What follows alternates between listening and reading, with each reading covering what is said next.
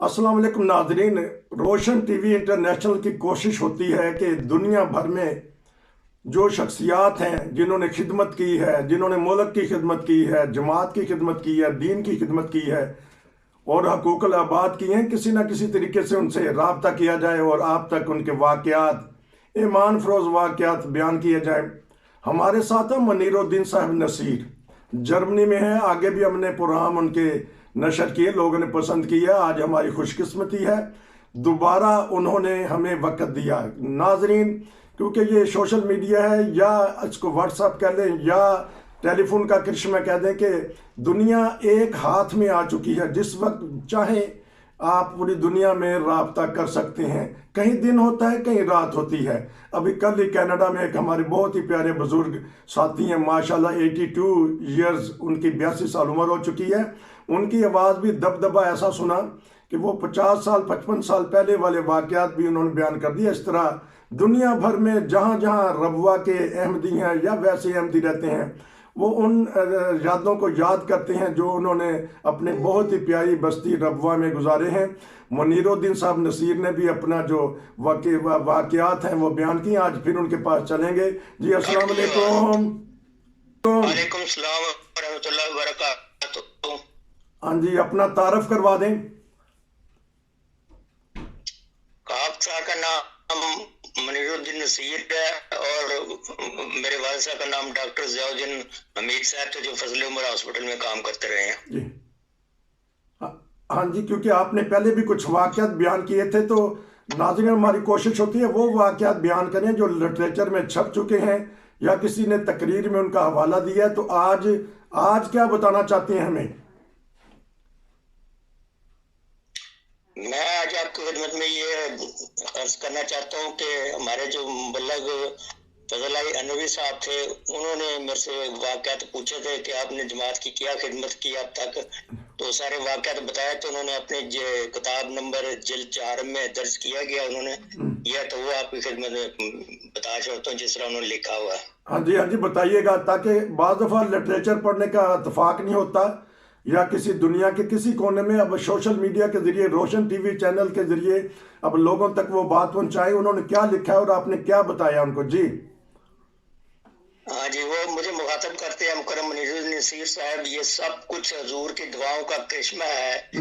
अब अल्लाह ताला की नुसरत के गैर मामूली रंग में शामिल हाल होने का एक और ऐसा वाक़या बयान किया जाता है जिसमें बताया गया है कि खलीफा वक्त की दवा ने अपना क्या असर दिखाया। चुनाचे इस वक्त के रावी मुकर्रम मनीरुद्दीन नसीर साहब इब्न मोहतरम ज़ियाउद्दीन हमीद साहब साबिक कारकुन फजल उमर हॉस्पिटल रबवा फरमाते हैं, मई 1979 की बात है जब खाकसार अंजमन तहरीक जदीद या जो हमारा दफ्तर था, उसमें काम करते थे, तो बतौर टाइपिस्ट थे।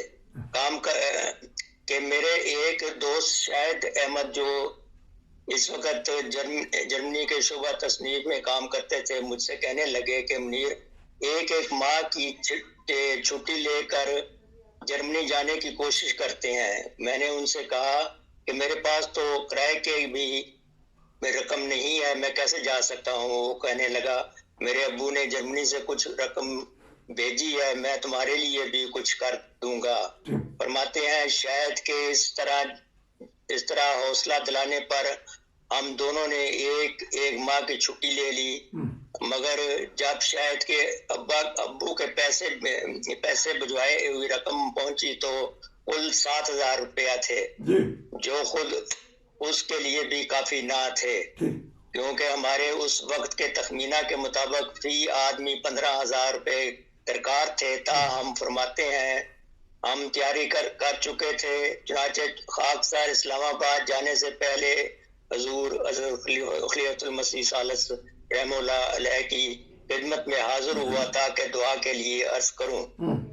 जब कसरे खिलाफत पहुंचा और प्राइवेट सेक्रेटरी साहब से मुद्दा अर्ज करके मुलाकात के लिए वक्त लेना चाहा, तो मुकर्रम सलीम साहब का कारकुन दफ्तर प्राइवेट सेक्रेटरी, जो मुलाकात करवाने पर मुकर्रर थे, जो खाकसार के पहले से ही दोस्त थे, कहने लगे, मुनीर, ابھی ایک فیملی ملاقات کے لیے اندر گئی ہوئی ہے. اس کے بعد باہر آ جانے پر میں حضور کی خدمت میں ہمارے لیے عرض کروں گا.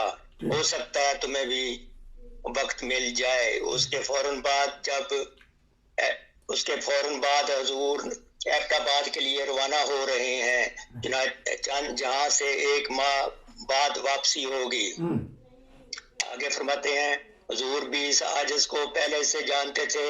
چنانچہ ملاقات ہونے پر فرمانے لگے، جرمنی سے آئے ہو یا پہلی بار جرمنی جا رہے ہو؟ خاکسار کے جواب دینے پر کہ حضور پہلی بار جا رہا ہوں اور دعا کی درخواست کرنے کے لیے آیا ہوں، فرمایا میں تمہارے لیے دعا کروں گا، مگر یہ یاد رکھنا کہ ہمت نہیں ہارنی، منزل مقصود تک پہنچنا ہے. یہ نہیں کہ اٹلی سے واپس آ جاؤ یا پولینڈ یا روس جا کر واپس آ جاؤ. آگے فرماتے ہیں حضور کے یہ کلمات میرے دل میں جاں گزین ہو گئے اور میں نے اسی وقت مصمم ارادہ کر لیا کہ اب جرمنی جا کر ہی دم لوں گا. اس کے بعد میں اسلام آباد پہنچا اور وہاں کے سوئٹزر لینڈ میں کام کرنے والے ایک احمدی دوست مکرم شیخ مبارک احمد صاحب سے مل کر انہیں اپنا پروگرام بتایا. وہ کہنے لگے میں آنے جانے کا ٹکٹ اور اٹلی سوئٹزرلینڈ کا ویزا لگوا کر دوں گا، اس پر 15,000 روپے خرچ آئیں گے. 1 ہفتہ کے بعد آ کر پاسپورٹ اور ٹکٹ لے جانا. جہاں تک جرمنی کے ویزے کا تعلق ہے تو یہ لگوانا میرے بس کی بات نہیں. فرماتے ہیں 1 ہفتہ بعد جب میں نے اپنا پاسپورٹ اور ٹکٹ حاصل کر لیا، مجھے حضور رحم اللہ علیہ تعالیٰ کی نصیحت یاد آئی کہ ہمت نہیں ہارنی. ساتھ ہی حضور کے یہ الفاظ بھی کہ میں دعا کروں گا. چنانچہ پھر میرے دل میں آیا کہ کیوں نہ جرمن ایمبیسی میں جا کر خود ویزا لینے کی کوشش کروں. آگے میں فرماتا ہوں کہ میں نے اسی وقت جرمن ایمبیسی میں چلا گیا. وہاں کی رویداد بیان کرتے ہوئے فرماتے ہیں، یعنی میں فرماتا ہوں جہاں گیا تو مجھ سے پہلے صرف ایک آدمی بیٹھا ہوا تھا. میں بھی اس کے ساتھ بیٹھ گیا اور اپنی باری کا انتظار کرنے لگا. اتنے میں اندر سے ایمبیسی کا کلرک آیا اور اس آدمی کے کاغذات اسے واپس دے کر کہنے لگا 2 ہفتے کے بعد آنا. اسے فارغ ہو کر وہ کلرک میری طرف متوجہ ہوا. میرے کہنے پر میں نے ٹورسٹ ویزا کے لیے درخواست دینا چاہتا ہوں. اس نے مجھے اندر سے ایک فارم لا کر دیا جو میں نے پر کر کے دے دیا. وہی 1 گھنٹے کے بعد وہی کلرک آیا اور مجھے کہنے لگا کہ آپ کو 2 ہفتے کا انتظار کرنا پڑے گا. میں نے کہا دیکھیں میرے پاس اٹلی اور سوئٹزرلینڈ کا ویزا ہے اور 3-4 روز کے بعد میری فلائٹ ہے. میں 2 ہفتے کے کیسے انتظار کر سکتا ہوں؟ اس پر میرے کاغذات دوبارہ لے کر اندر چلا گیا. چند منٹ واپس آیا اور کہنے لگا اچھا 150 روپے فیس جمع کرواؤ، ہمارا ویزا ابھی لگ جائے گا. آگے میں نے فرمایا کہ یہ سن کر میری تو باتیں کھل گئیں اور میں خوشی سے اچھلنے لگا. میں سمجھ گیا کہ خلیفہ وقت کی دعا اپنا کام کر چکی ہے، ورنہ اتنی آسانی سے جرمن ویزا ملنا ناممکنات میں سے تھا. اب جرمنی کا ویزا لگ جانے پر وہ یہ خبر سنانے کے لیے شیخ مبارک احمد صاحب کے پاس دوبارہ رہ گیا. تو فرماتے ہیں شیخ مبارک احمد صاحب سخت حیران زدہ ہوئے اور کہنے لگے جرمن ایمبیسی والے تو چڑیا بھی نہیں پڑکنے دیتے، انہوں نے تمہیں ویزا کیسے دے دیا؟ میں نے کہا بس یہ سب کچھ حضور کی دعاؤں کا کرشمہ ہے. وہ بھی یہ سن کر اپنا سر دھکنے لگ گئے اور میں الحمدللہ پڑھتا ہوا واپس ربوہ آ گیا. سفر کی تیاری میں مصروف ہو گیا اور اس طرح پھر میں خیر خیریت سے جرمنی پہنچ گیا. آگے کیونکہ آج کے واقعہ کا ناظرین بتانے کا مقصد کیا ہے کہ 2-3 باتیں اس میں آتی ہیں.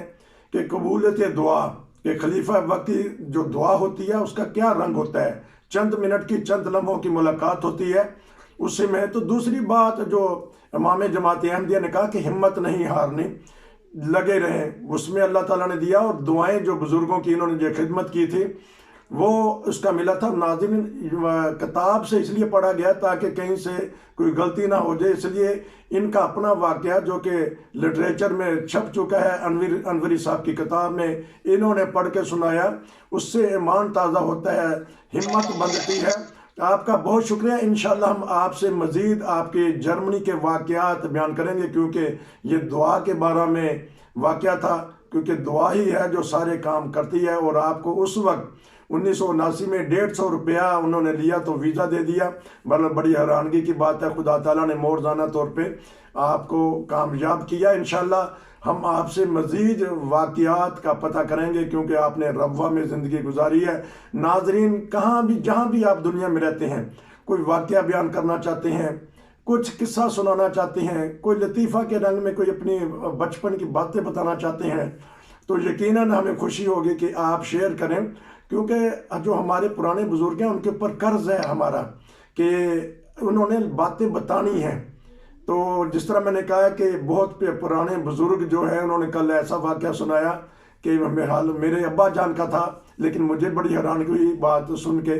تو اس لیے جو ہمارے پرانے بزرگ ہیں جہاں بھی ہیں دیکھ رہے ہیں، تو ان کو چاہیے رابطہ کر کے کسی بھی سوشل میڈیا پہ کسی بھی کتاب میں اپنے واقعات بیان کریں۔ نصیر کو اجازت دیجیے، انشاءاللہ آپ سے دوبارہ بات ہوگی۔ نصیر کو اجازت دیجیے، السلام علیکم۔